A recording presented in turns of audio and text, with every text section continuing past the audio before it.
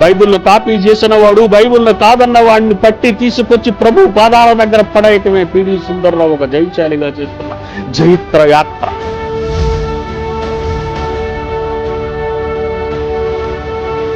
క్రైస్తవుడు ఈ రోజు రాయబడిన పుస్తకాలలో ఉన్నవి నిజాలనుకుంటే దెబ్బ తింటారు మీరు.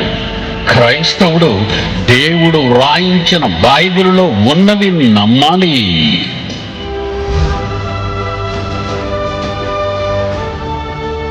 అసలు బైబిల్ ఏంటో, బైబిల్ గొప్పతనం ఏంటో, అసలు యేసు మాటల్లో ఉన్న గొప్పతనం ఏంటో, బైబిల్ గురించి గాని ప్రభువు గురించి గాని ఎవడైనా యేసు జోలుకొస్తే పిడి సుందర్రావు సహించడు.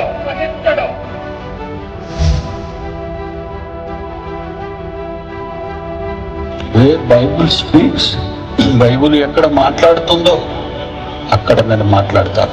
బైబిల్ మాట్లాడిన చోట దానికి ఇది దీనికి అది అని నేను అడ్జస్ట్మెంట్ బోధ చేయను. నా సొంత బోధ అక్కడ పెట్టను, ఎందుకంటే నాకు అర్హత లేదు.